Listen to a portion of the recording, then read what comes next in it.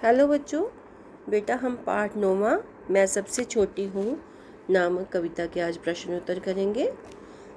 तो सबसे पहला प्रश्न है इस पाठ का, कविता में सबसे छोटे होने की कल्पना क्यों की गई है। तो इसका उत्तर लिखेंगे। कवि माँ का प्यार पाना चाहता है। वह चाहता है कि उसकी माँ का स्नेह सदा उसे मिलता रहे। वह जानता है कि छोटे बच्चों को माँ बहुत प्यार से पालती पोसती है।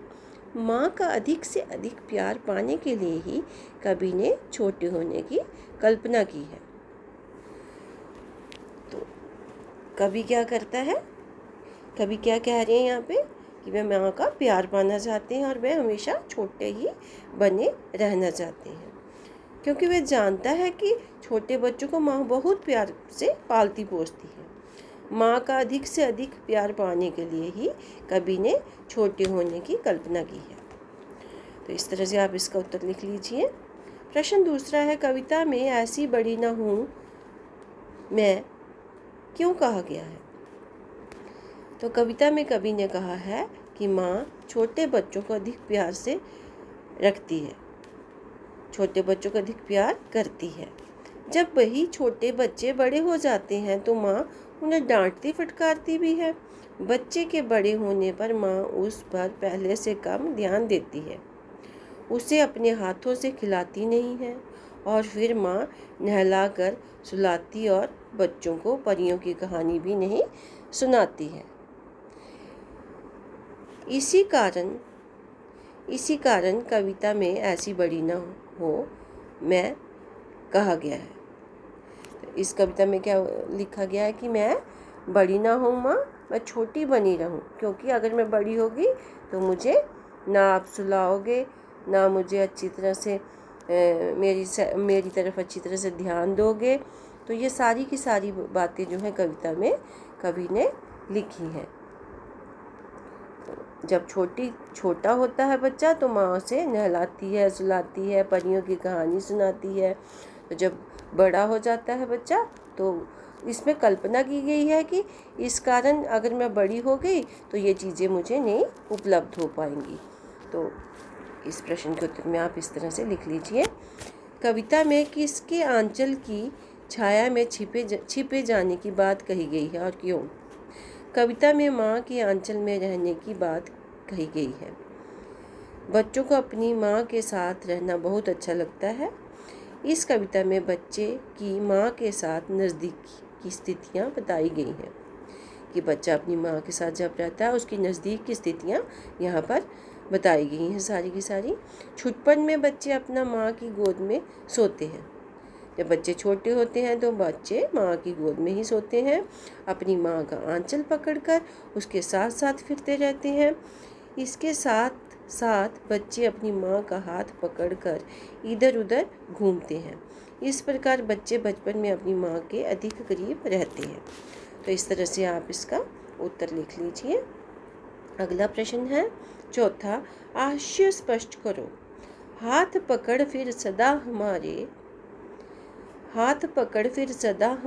साथ नहीं फिरती दिन रात, साथ नहीं फिरती दिन रात।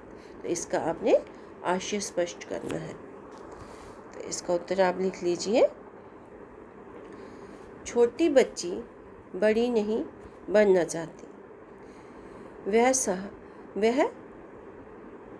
सदा माँ के प्यार को पाना चाहती है। बच्ची क्या करनी चाहती है, सदा ही अपनी माँ को पाना चाहती है, हमेशा अपनी माँ माँ के साथ ही रहना चाहती है। वह नहीं चाहती कि वह माँ के साथ को छोड़े, या क्या करती है, माँ के साथ को छोड़ना नहीं चाहती। छोटी बच्ची माँ के साथ ही रहना पसंद करती है। बड़ा हो जाने पर तो माँ हाथ पकड़कर अपने साथ सदा घूमती फिरती रहती है। माँ क्या करती है, अपने साथ सदा घुमाती रहती है बच्चों को। तो इसको हम ठीक कर लेते हैं। माँ क्या करती है, अपने साथ सदा घुमाती फिराती नहीं है। जब बच्चा बड़ा हो जाता है तो माँ हाथ पकड़कर अपने क्या करती है, सदा साथ में क्या करती है, उसे घुमाती नहीं है।